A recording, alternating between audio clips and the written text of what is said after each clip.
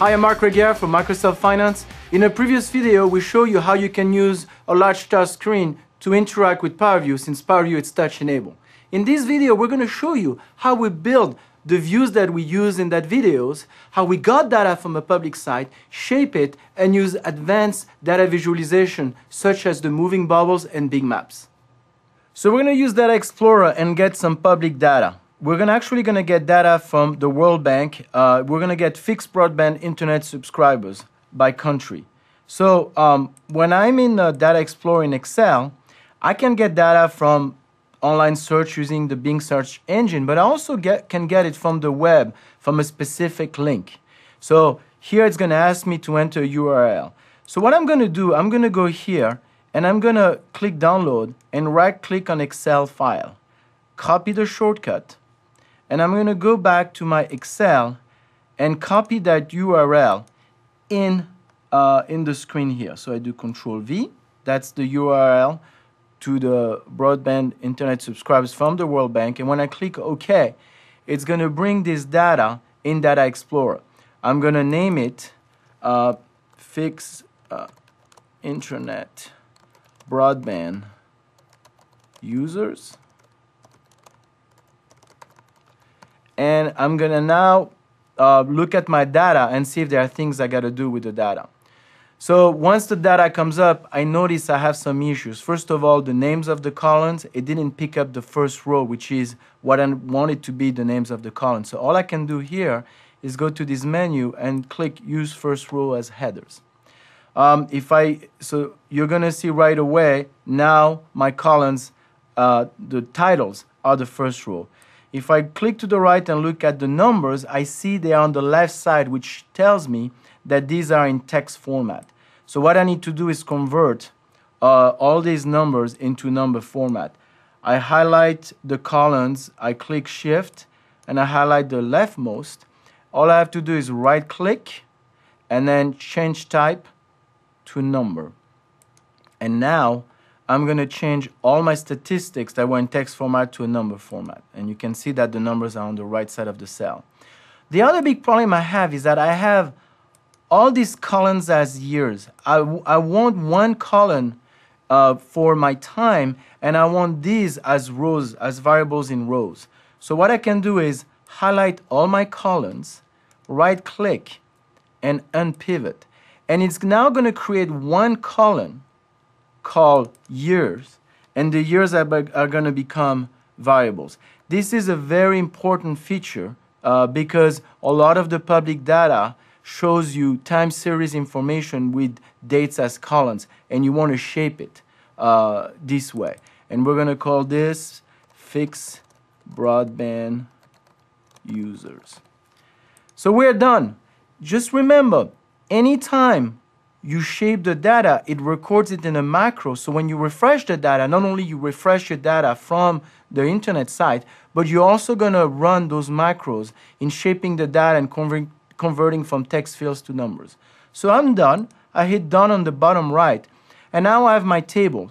If I have a data model, I can load this into my data model. So in this case, I'm going to click, and it's going to take me to a model I've already built where I have data. So I'm going to go to my Power Pivot and hit Manage. And you see my model, which has cell phone, income per person, population, democracy index, and GDP, that I've connected through the countries and the years. These are the two mapping tables. So in order to join and bring this table into my model, I can connect country name to country, and I can connect year to year.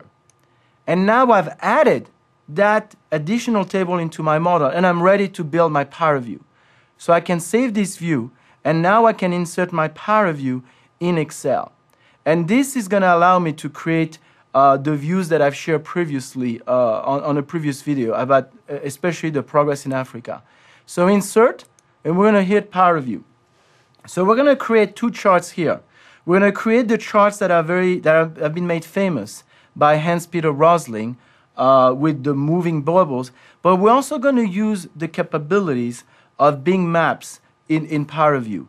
So as the data is loading, we're going to basically use democracy index, GDP, population, country, and year to show the progress we're making across the countries. So there we go. It always gives you a default view, and you can just hit the table and delete. We won't need titles. And now we're going to bring data. So we're going to go into democracy index and bring the democracy index. We're going to use an average. And this is a rating between -10 and 10, with -10 being the least democratic and +10 the more democratic. Then we're going to bring the total GDP as a sum. And then we're going to start picking the chart that we want. So here we want a scatter chart. And the data is going to start appearing in the different piece of a scatter chart. But we're going to add the population. So what is the size? We're going to have the bubble size based on the population. There's a couple of things we're going to filter as well. So for example, on the country, there are regions here that are blank that I want to take off. So I'm going to remove that. We also want to filter and have just a certain era. We have data from the 1800s, and we just want data for the last 30 years. So we're going to pick from 1981 to 2011. And we're going to see data by country. So let's bring country here in the details. And on the play axis, we're going to bring the year. And everything is going to come together. Not as a color, but as the play axis. So I just click, hold, and drag into the play axis. There we go. So now I'm going to reshape my data, resize my chart, and things are going to come together. And you're going to be able to see. So we're going to actually, instead of saying country, we're going to look at actually regions. So we can see the bubbles. So if I click regions, now we're going to see the progress. And again, this is animated, so you can see the progress across time, the growth in GDP in the last 30 years for the 3 main regions, and the improvement in democracy across Africa, and the gap widening in the last 20 years. So this is one way you can do. Now you can do the other chart in Power View. Again, we do insert Power View, where we're going to show with Bing Maps and a lot of other KPIs. So first of all, we're going to bring country as a field in our Bing Maps, and we're going to look at population by country. So we're going to put this in a map, and it's going to show us. And for this, we just want the population for a certain year. So you can apply a filter in Power View just for a chart. So in this case, we see map here. We click, and we can bring year. And just said, I want to see the population just for, let's say, 2011. So we're going to scroll down and just pick 2011. And now you have population just for 2011. The other thing we're going to do is, as with the previous chart, for the entire view, we want the data for just a certain, the last 30 years. So we're going to filter just the last 30 years. And again, we're going to filter and just see the regions that are not blank. So we bring region as a filter, and we're going to take the blank out. So that's the first thing. The other thing that is super useful in Power View is adding slicers. So in this case, what I'm going to do is actually bring region as a slicer in my model. And all I have to do is click on slicers here. I'm going to make this a bit smaller. And this, if you click any country, the map is going to change, and even zoom in, and you can go to Africa. So this is a very useful feature. Now we're going to look at the population by year. So if I hit population and I bring year, we're going to be able to see the trend as a line, which is the most effective way to look at population. And now we're going to put this at the bottom. Again, make this a little bit smaller so we can fit it all the 30 years and resize it a little bit, maybe even a bit smaller. And in Power View, I'm going to probably reduce the size, finally. And I can make this a bit smaller, maybe the design a bit bigger here. and we are set. And so now we can see the population in Africa pretty much doubling from 500 million to 1 billion. So let's build the 5 others. So we wanted to see, for example, a cell phone.